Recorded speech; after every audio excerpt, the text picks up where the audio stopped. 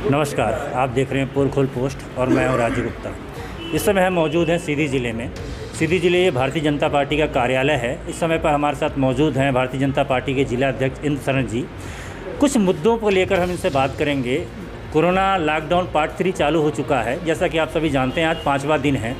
एक बड़ी दुखद घटना भी सामने आई है, जो अभी हाल में आपने देखा होगा कि मध्य प्रदेश में के हमारे निवासी थे जो रेलवे से आ रहे थे, थके होके थे, रेलवे की पटरी पर सो गए और 16 लोगों की मृत्यु हो गई, ऐसी सूचना प्राप्त हो रही है। उसमें ट्वीट भी हमारे प्रदेश के मुख्यमंत्री शिवराज सिंह चौहान द्वारा ट्वीट भी किया गया। उनको ये भी आश्वासन दिया गया कि जो प्रोत्साहन राशि है वो उनको दी जाएगी। लेकिन बड़ा दुखद खबर ये रहा।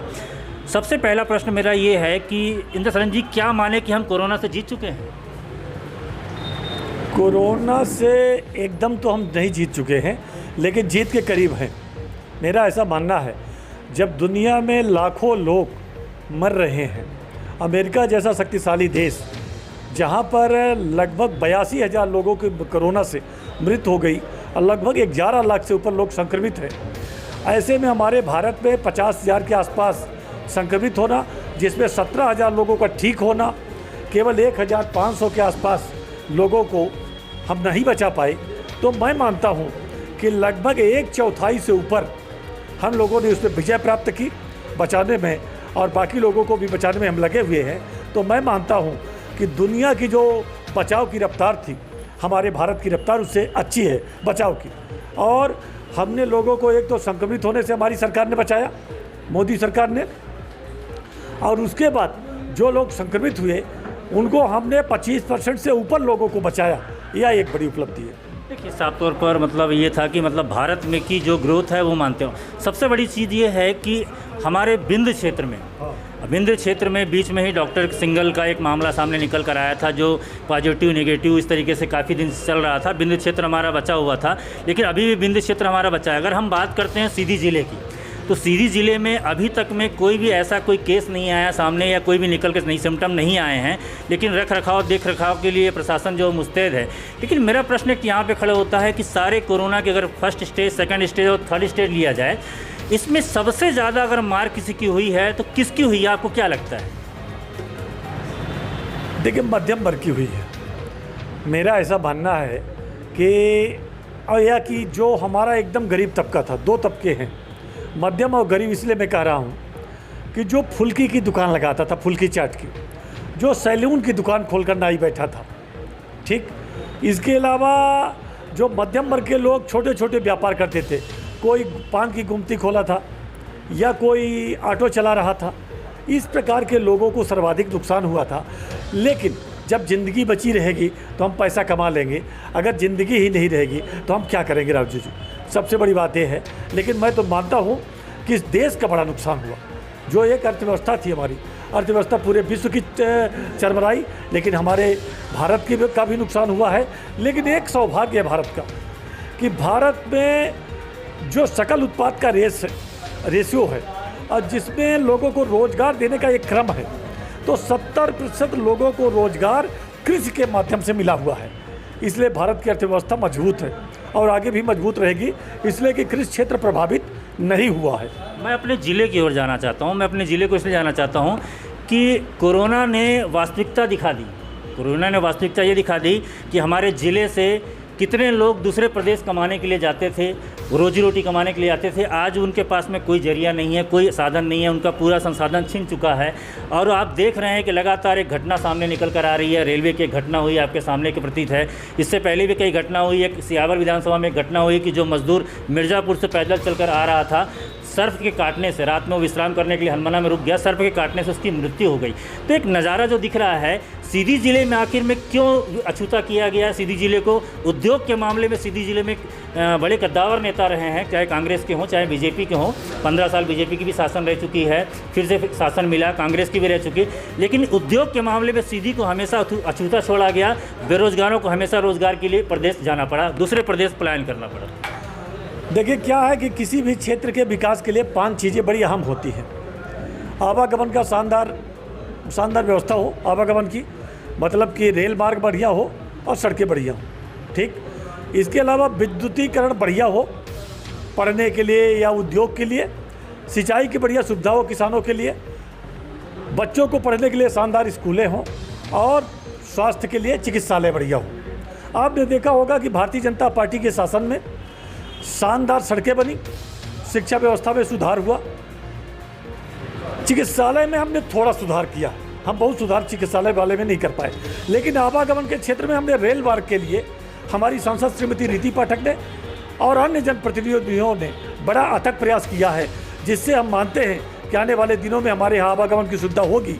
और जिस दिन आवागमन की सुविधा शानदार रेल मार्ग हो जाएगा तो निश्चित रूप से हमारे यहाँ उद्योग धंधे बेहतर तरीके से मतलब कहने का मतलब ये मान सकते हैं कि रेलवे ना होने की वजह से हमारे सीधी जिले का विकास नहीं हुआ। निश्चित रूप से मैं ऐसा मानता हूँ कि रेल मार्ग होने से एक क्रांति आती है। अगर हमने टमाटर का उत्पादन किया, एक छोटा सा मैं उदाहरण बता रहा हूँ, या फूल का उत्पादन किया, अगर मैं सीधी में बेचना चाहूँ 5 कुंटल से ऊपर टमाटर आ जाए तो यहाँ रेट डाउन हो जाता है। अगर हमारे पास 1 कुंटल फूल हो तो हम फूल लेकर आए, 1 कुंटल तो फूल नहीं बिक्री होगा, लेकिन अगर रेलवे की सुविधा होती तो हम उसको राष्ट्रीय बाजार में बिक्री कहीं कर सकते थे। तो मैं मानता हूँ कि रेलवे का होना सीधी जिले के किसानों के लिए नहीं, सीधी जिले के युवाओं भर के लिए नहीं, सीधी जिले के तमाम एक एक नागरिक के लिए उन्नत का मार्ग प्रशस्त करेगा। जो अब दूसरे प्रदेश से आ चुके हैं, अब उनको हमारे ज़िले में उनके पास रोजी रोटी नहीं है, उनके लिए क्या प्लान आपके द्वारा है या फिर आपकी पार्टी के द्वारा है कि क्या प्लान है कि उनको रोजी रोटी मिल सके और उनका व्यवसाय चल सके, दूसरे प्रदेश जाने की आवश्यकता ना पड़े? बहुत अच्छा प्रश्न आपने किया है। सबसे बड़ी बात है कि उनके आने से पूर्व हमारी सरकार ने चिंता की है। मनरेगा में जितने काम अधिक से अधिक खुल सकते थे, हमने सड़कों के काम खोलने का प्रावधान किया, हमने नए तालाब बनाने का प्रावधान किया है और अन्य भी जितने काम हो सकते हैं गाँव में। अब आपको मैं बताना चाहूँगा, सीधी ब्लॉक में 40,000 आवास देने का, जिले में 40,000 नए आवास स्वीकृत करने का प्रावधान आदरणीय मोदी जी ने किया है। कुछ ही दिनों में 40,000 आवास स्वीकृत होकर के आ जाएंगे। ये कि बड़ा माने व्यापक क्षेत्र होगा जिसमें बहुत सारे मजदूर लगेंगे, बहुत सारे लोगों के घर बनेंगे। तो मैं मानता हूँ कि मनरेगा के माध्यम से, आवास के माध्यम से या अन्य जो बिल्डिंगें बनेंगी या सड़कें बनेंगी। मनरेगा की वास्तविकता अगर आपको देखनी हो तो ग्राम पंचायतों चले जाइए। मनरेगा में आज भी जो है मशीनों से काम होता है और भुगतान जो होता है दूसरे खाते में होता है। ये भ्रष्टाचार तो खुलेआम हो रहा है। देखिए राजू जी, क्या है, मैं ये तो दावा नहीं करता हूँ कि हमारा ज़िला या भ्रष्टाचार मुक्त हो गया है। कुछ लोग बदमाश टाइप के होते हैं जो ऐसा काम करते रहते हैं, लेकिन कुछ जगह मशीनों को लगाने का प्रावधान भी है। उसमें जैसे 40% मजदूर लगेंगे, 30% मशीनें लगेंगी, मशीनीकरण से काम होगा, ऐसे भी एस्टीमेट होते हैं। तो इसलिए मजदूर तो लगने ही चाहिए और लगेंगे। अगर कहीं से ऐसी शिकायत आई कि मजदूरों को उनकी मजदूरी नहीं दी जा रही है, मजदूरों को रोज़गार नहीं दिया जा रहा है, तो उस पंचायत के सरपंच हो, चाहे सचिव हो, चाहे कितना भी बड़ा व्यक्ति हो, चाहे वो भाजपा का हो चाहे जिस पार्टी का हो, कानून सबके लिए बराबर है, सबके खिलाफ कार्रवाई होगी। अभी हाल में ही जिला कलेक्टर द्वारा जो आदेशित किया गया, रेत खदान को आवंटित किया गया। रेत खदान आवंटित करने का मतलब ये था कि जो गेहूं उत्पादन के लिए केंद्र बन रहे हैं उसमें रेत खदान आवंटित किया गया। लेकिन यहाँ पर रेत का खेल ये देखा जा रहा है कि जो रीवा रेत जानी चाहिए उसकी किलोमीटर की जो दूरी है 490 किलोमीटर की उसकी टीपी कटती है, 24 घंटे की उसकी टीपी दी जाती है। तो क्या 24 घंटे लगेंगे रीवा जाने के लिए? इसमें रेत का जो खेल हो रहा है तो ये आप लोग के सरकार में ही चालू हुआ और इस योजना को बनाने के लिए। लेकिन ये रेत का खेल जो है, कुछ ऐसे भी उसमें सत्ताधारी के नाम निकल कर बाहर आ रहे हैं जो पार्टी में रहकर पार्टी का दुरुपयोग कर रहे हैं, उसका नाम निकल कर उजागर हो रहा है। देखिए क्या है, ये जो विषय है ये मेरे पास आया था। जब विषय मेरे पास आया तो मैंने उसे कहा कि वो टीपी भेजो। जब टीपी भेजी तो मैंने देखा कि उसमें 490 किलोमीटर की दूरी लिखी थी। लेकिन जब मैंने देखा कि उसमें बारपान और सिहावल मऊगंज वाया सिमरिया और सिमरिया में कोष्टक में सिवनी लिखा है। ठीक, जैसे ही राजू जी किसी ज़िले का नाम लिखता है तो कंप्यूटर में अपने आप किलोमीटर लिख जाता है। हम ऐसा मानते हैं कि वह मिस मैनेजमेंट के कारण भी हो सकता है, क्योंकि रेत का जो वह मामला है उसमें 130 हाईवा का पास है। 130 हाईवा लगेगा जो उनका एस्टीमेट बना है वेयर हाउस वालों का। तो अगर 130 हाईवा जो इंजीनियर ने, एसडीओ ने, ई ने एस्टीमेट बनाया है और सिमरिया शब्द का प्रयोग उसमें है, तो केवल किसी कंप्यूटर में अगर आप डालेंगे तो अगर आप लिख देते सतना तो 155 किलोमीटर आ जाता। चूँकि सिवनी आ गया, सिमोदा कोई गांव है वहाँ जिसमें वो वेयर हाउस बन रहा है, तो सिमोदा की वजह से सिवनी लिख गया, जिसके वजह से मिस प्रिंट हुआ है। इससे पहले भी कई बार गाड़ी जा चुकी होंगी, तो ये किसका मिस्टेक मान सकते हैं? इससे पहले भी कहीं जो टीपी दे रहे हैं उसका मिस्टेक है। जो टीपी काटे हैं, मैं मानता हूँ कि जो कंप्यूटर चलाने वाला है टीपी काट रहा है उसकी बड़ी मिस्टेक है। और मैं ऐसा मानता हूँ कि बाकी कोई क्यों करेगा इसको ले जाना, तो उसे सिमरिया सिमोदा है, तो जब सिमोदा ले जाना है तो फिर वो सिवनी क्यों ले जाएगा? 24 घंटे की टीपी जारी क्यों की जाती है? वो तो गलत है। मैंने कहा है और मेरी बात हुई है, मैंने तो दोनों चीज़ें कही है कि ये जो मिसमैनेजमेंट है, अगर आपको जितने का मिला है आपको उतना ले जाना है, जहाँ जाना है वहीं जाना है। आप सिमरिया लिखे हो, शब्द आपने देखा होगा, सिमरिया लिखा, लेकिन जो सिवनी लिख गया उसके वजह से 490 आया है, तो वो तो मिसमैनेजमेंट है उसका, टीपी काटने वाले का। देखिए कहीं ना कहीं पे ये है कि मिसमैनेजमेंट रहा, मिसमैनेजमेंट की वजह से ये दिक्कतें सामने आई है। और हमने विधिवत कोरोना वायरस से लेकर संबंधित बात किया, ज़िले से संबंधित बात किया, हमने बेरोजगारों के लिए संबंधित बात किया हमने, और जिस प्रकार से गाइडलाइंस ये बनाई गई है दुकान खोलने के लिए, लेकिन ये देखा जा रहा है कि शहरों क्षेत्रों में, रूरल क्षेत्र में और अर्बन क्षेत्रों में इसका काफ़ी डिफरेंस निकल कर आ रहा है। लोग बाग जो हैं, जो सोशल डिस्टेंसिंग का पालन करना चाहिए वो नहीं कर रहे हैं, लेकिन कुछ नियमों ऐसे हैं जो ग्रामीण क्षेत्रों में वाकई में उनको आवश्यकता है, लेकिन वो खोलते नहीं है, दुकान खोल नहीं पा रहे हैं, कुछ डर से, भय से, या फिर प्रशासनिक अधिकारियों द्वारा जो है उनको सही गाइडलाइंस नहीं मिल पा रही है कि कौन सी दुकानें का टाइमिंग कितना रखा गया है, कौन सी दुकानें कितने बजे खुलनी चाहिए, कौन सी दुकानें कितने बजे बंद होनी चाहिए। सुबह 7 बजे से 7 बजे तक दारू की दुकानों को दे दिया गया, दारू इंपॉर्टेंट चीज़ हो गई, लेकिन किराने की दुकानों का समय दिया गया मात्र 12 बजे से शाम के 5 बजे तक। एक प्रश्न चिन्ह है, दारू इंपॉर्टेंट और किराना कमज़ोर। दारू इंपॉर्टेंट नहीं है, लेकिन पीने वालों की कमी नहीं है, वो तो जान लेता है, लेकिन आप देख रहे हैं कि लोग जान देने के लिए तैयार बैठे हैं।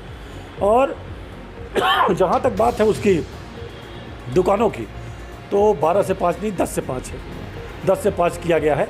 7 घंटे दुकान खोलना बड़ा पर्याप्त होता है, इसलिए कि 7 घंटे में हम मानते हैं कि किसी को भी ख़रीदारी करनी हो, इतनी सारी दुकानें हैं, की जा सकती है। और अगर आप माने कि पूरा रात दिन बराबर चले, तो एक तो जागरूकता का भी ख्याल रखना चाहिए राजू जी, कि सीधी के जो नागरिक हैं वो जा कर के किस प्रकार तोड़ते हैं। ये 10 सीधी पर की बात नहीं है। 5 दिया गया है, 10 से 5 में क्या ऐसा है कि एक दुकानें बाजू वाले नहीं खुलेंगी, दूसरे दिन खुलेंगी, एक दूसरे दिन खुलेंगी, ऐसा ही है। ये रूरल एरिया के लिए और अर्बन एरिया के दोनों के लिए लागू होता है। अब रूरल एरिया में एक तो दुकानें बहुत कम हैं, तो वहाँ इक्का दुक्का दुकानें जहाँ हैं तो वहाँ के लिए ऐसा प्रावधान नहीं है, लेकिन जहाँ दुकानें रूरल में भी लगातार हैं वहाँ के लिए प्रावधान है। देखिए बेबाक तरीके से इंद्रशरण जी ने, जिला अध्यक्ष ने हमारे साथ सवालों का जवाब दिया। हो सकता है कि आपके मन में जितने सवालें चल रहे होंगे उसका जवाब आपको मिल गया होगा। तो बने रहें ऐसे लेटेस्ट न्यूज़ों के लिए, हम पल पल की अपडेट आपको देते रहेंगे। साथ ही में सलाह आपको ये देंगे कि कोरोना के जो लॉकडाउन पार्ट 3 बढ़ाया गया है समय, उसका पालन करें, अपने घर पर रहें, सुरक्षित रहें, क्योंकि आप घर पर रहेंगे तभी सुरक्षित रहेंगे और समाज सुरक्षित रहेगा और अपने समाज को आप सुरक्षित कर सकते हैं। जिला से मैं राजीव गुप्ता, कैमरामैन राज के साथ। जय हिंद।